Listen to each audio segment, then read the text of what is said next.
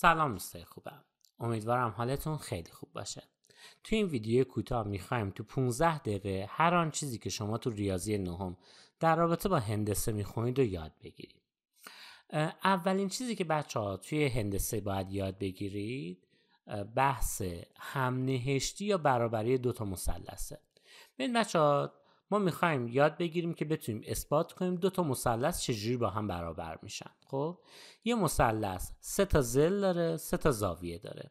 ما اگه بتونیم یکی از این حالت‌ها رو اثبات بکنیم، یعنی اثبات کنیم که مثلا دو تا مثلث 3 تا ضلعاش با هم برابرن، خب یا 2 تا ضلع و زاویه بینش با هم برابرن، یا 2 تا زاویه و ضلع بین اون 2 تا مثلث با هم برابرن، یکی از این 3 تا حالت رو بتونیم اثبات بکنیم، عملا اون 2 تا مثلث با هم برابر یا هم نهشت میشن. چرا؟ بذاریم براتون نشون بدم چه اتفاقی میفته. 3 تا ضلع که خیلی واضحه. فرض کنیم من الان 2 تا مثلث میکشم. خب اگه من بتونم اثبات بکنم 3 تا ضلع که خب میشه یعنی 3 تا ضلع با هم برابر، این 2 تا ضلع با این 2 تا ضلع با هم برابرن و این زاویه با این زاویه برابره، خب چیزی که میفته اینه که این میشه این حالت دومی. اگه من بتونم اثبات بکنم که مثلا این زاویه با این زاویه و این زاویه هم با این زاویه برابره، ضلعای بینشون هم با هم برابرن، یعنی این که اون میشه حالت سوم. چرا؟ چون میخوام بهتون نشون بدم، یعنی تصور بکنیم، تجسم بکنیم تو هندسه که چه اتفاقی میفته. بچه‌ها فرض کنیم حالت سوم، این ضلع رو کشیدم، این دو تا با یه زاویه 2 تا خط میکشم، قطعا این 2 تا خط هم پس با هم برابرن، این زاویه هم با هم برابر میشه. خب یعنی ما میخوایم به این نتیجه برسیم که ما اگه این یکی از این 3 حالت رو بتونیم اثبات بکنیم، هر 3 تا ضلع و هر 3 تا زاویه اون 2 تا مثلث با هم برابر میشن.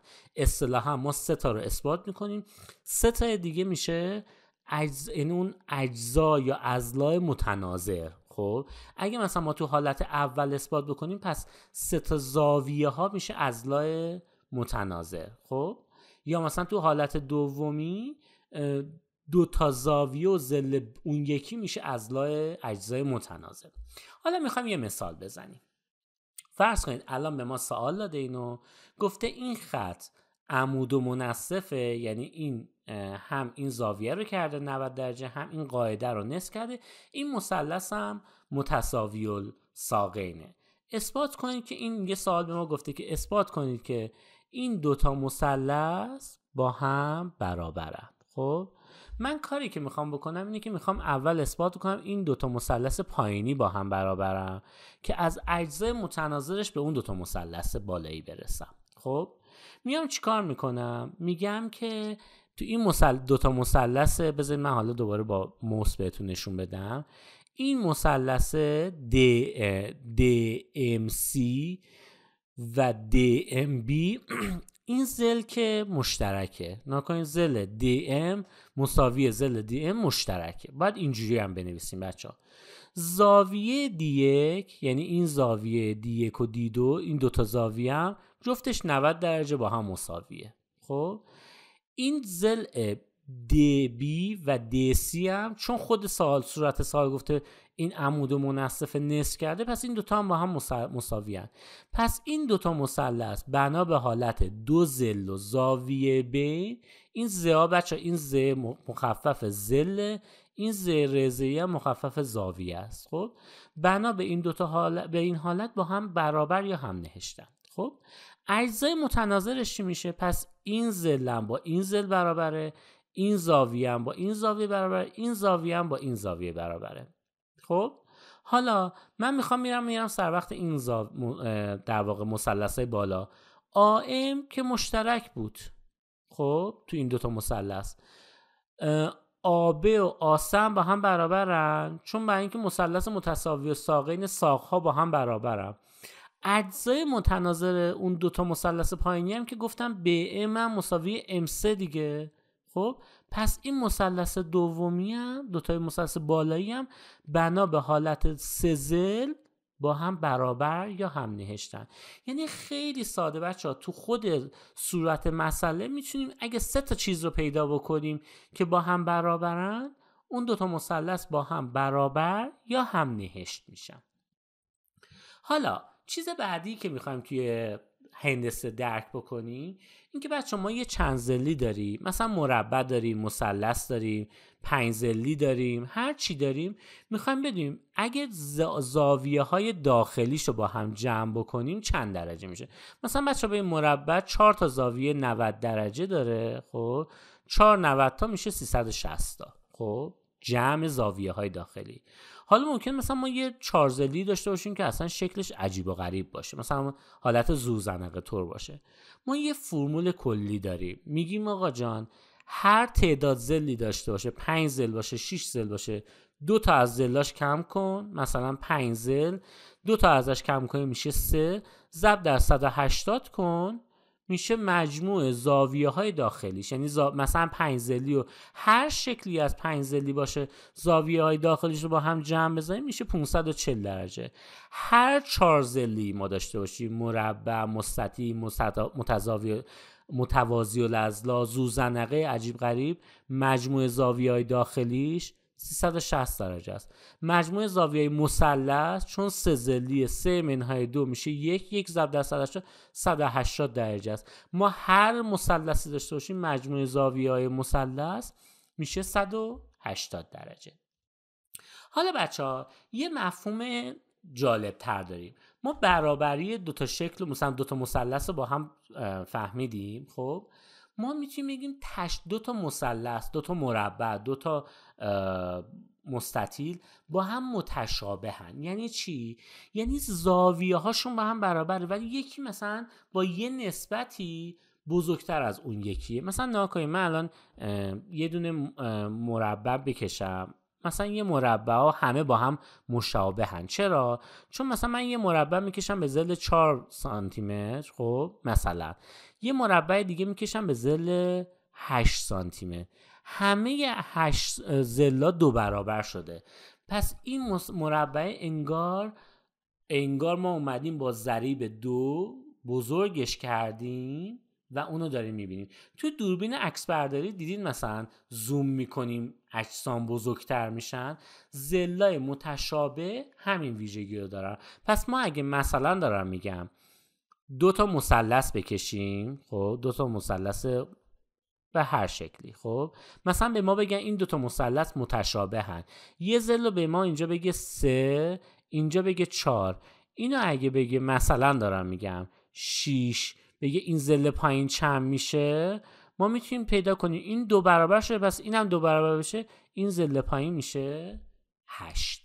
یعنی اینقدر راحت ما میتونیم تشابه پیدا بکنیم. تنها چیزی که تو تشابه باید بتونیم اثبات بکنیم این که زاویه ها با هم برابر باشه، یعنی شکل جسم با هم برابره و نسبت ضلع با یه نسبت برابری همشون بزرگتر یا کوچیکتر شده. مثلا همه اضلاع 2 برابر شده یا همه اضلاع نصف شدن. خب این میشه تشابه 2 تا شکل.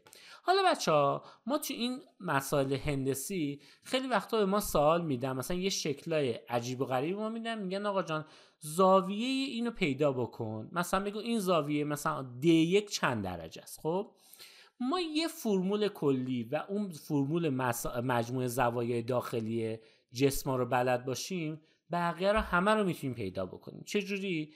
یه فرمولی داریم، یه قانونی داریم، به این میگیم مجموع، این میگیم زاویه متقابل برس. یعنی چی؟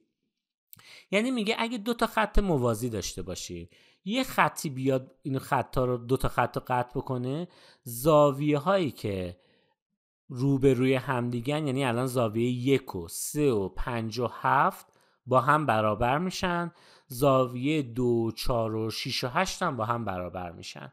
اثباتش چجوریه؟ خیلی راحت اثباتش، یعنی میخوام بهتون میگم چقدر راحت میشه اینو اثبات کرد. میگیم که آقا جان زاویه 1 و 2 رو با هم جمع بکنیم جمعش میشه 180، زاویه 2 و 3 رو با هم جمع بکنیم میشه 180، 2 که یکسانه پس 2 رو از 180 کم بکنیم پس 1 و 3 عین هم میشن. همین اتفاق برای 5 و 7 هم هستش. خب حالا مثلا اگه ما 1000 جور مسئله بدن که این زاویه رو پیدا بکنیم، مثلا نگاه کنیم، من میخوام یه مثالی براتون بزنم.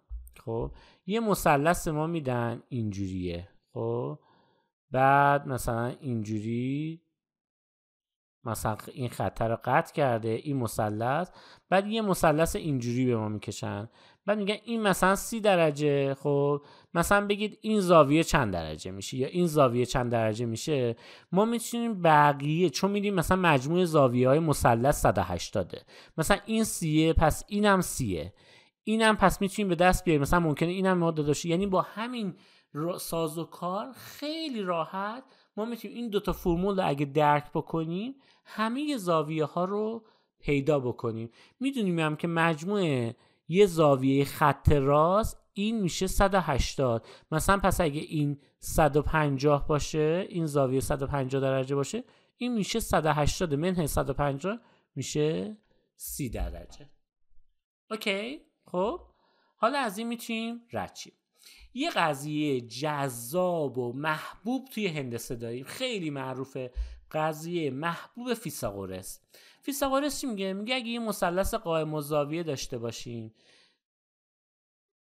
هر این زاویه 90 درجه باشه، مثلث باشه، یه قاعده کلی داریم، میگیم این وتر، این ظل OA به توان 2 برسه، میشه اون ظل OB به توان 2 به اضافه مثلا AB به توان 2. خب الان اینجا مثلا نگاه کنید، مثلا میگیم که این زاویه مثلا میشه 3 به توان 2، خب به اضافه 4 به توان 2 میشه 16 به اضافه 9 میشه 25. پس این ایگرگ یا وتر ما میشه جذر 25 که میشه 5.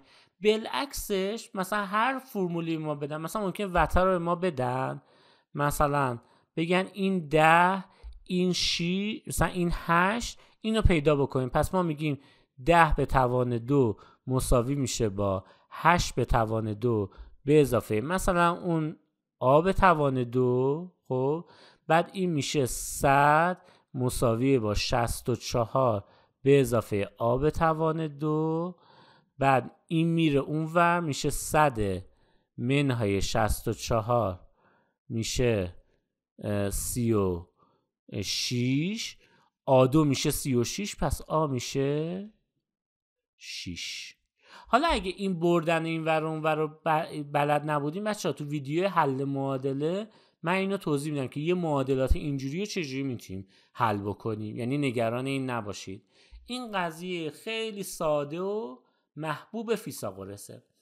این مفاهیم کلیه که شما تو هندسه نهم باید یاد بگیرید. خب اگه سوال داشتید، اگه رفتین سوالای کتابتون رو حل کنید جایی رو متوجه نشدید، این یه امتیاز بزرگیه که شما دارید. میتونید از پشتیبانی مدرسه سوال بکنید و پشتیبانی مدرسه به صورت رایگان جواب شما رو میده. این یک کمک خیلی بزرگ، شاید هم کوچیک برای شماست که بتونید خیالتون راحت باشه، ببینید چقدر ریاضی شیرینه و چقدر میتونید ساده نگاش کنید. امیدوارم خوب باشید، امیدوارم از این هندسه کلی لذت ببرید.